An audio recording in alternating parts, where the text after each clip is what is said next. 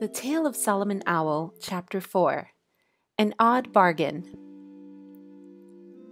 While Mr. Frog was swallowing nothing rapidly, he was thinking rapidly too. There was something about Solomon Owl's big, staring eyes that made Mr. Frog feel uncomfortable. And if he had thought he had any chance of escaping, he would have dived into the brook and swum under the bank. But Solomon Owl was too near him for that, and Mr. Frog was afraid his caller would pounce upon him any moment. So he quickly thought of a plan to save himself. "No doubt," he began, but Solomon Owl interrupted him. "There!" cried Solomon. "You can speak, after all. I supposed you'd swallowed your tongue, and I was just waiting to see what you'd do next.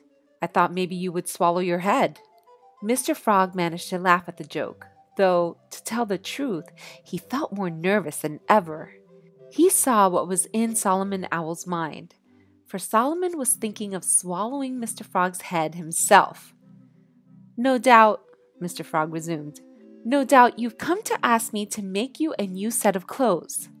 Now, Solomon Owl had had no such idea at all, but when it was mentioned to him, he rather liked it. "Will you?" he inquired with a highly interested air. "Why, certainly," the tailor replied, and for the first time since he had turned his backward somersault into the bulrushes, he smiled widely. "I'll tell you what I'll do," he said. "First, I'll make you a coat free, and second, if you like it, I will then make you a waistcoat and trousers at double rates." Solomon Owl liked the thought of getting a coat for nothing. But for all that, he looked at the tailor somewhat doubtfully. "Will it take you long?" he asked. "No, indeed," Mr. Frog told him. "I'll make your coat while you wait." "Oh, I wasn't going away," Solomon assured him with an odd look which made Mr. Frog shiver again. "Be quick, please, because I have some important business to attend to." Mr. Frog couldn't help wondering if it wasn't he himself that Solomon Owl was going to attend to. In spite of his fears, however, he caught up his shears and set to work to cut up some cloth that hung just outside his door. "Stop!" Solomon Owl cried in a voice that seemed to shake the very ground. "You haven't measured me yet." "It's not necessary," Mr. Frog explained glibly.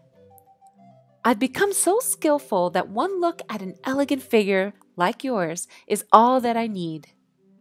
Naturally, Mr. Frog's remark pleased Solomon Owl, and he uttered 10 rapid hoots, which served to make Mr. Frog's fingers fly all the faster. Soon he was sewing Solomon's coat with long stitches, and though his needle slipped now and then, he did not pause to take out a single stitch. For some reason, Mr. Frog was in a great hurry. Solomon Owl did not appear to notice that the tailor was not taking much pains with his sewing. Perhaps Mr. Frog worked so fast that Solomon could not see what he was doing. Anyhow, he was delighted when Mr. Frog suddenly cried, "It's finished!" And then he tossed the coat to Solomon. "Try it on," he said. "I want to see how well it fits you." Solomon Owl held up the garment and looked at it very carefully. And as he examined it, a puzzled look came over his great pale face. There was something about his new coat that he did not understand.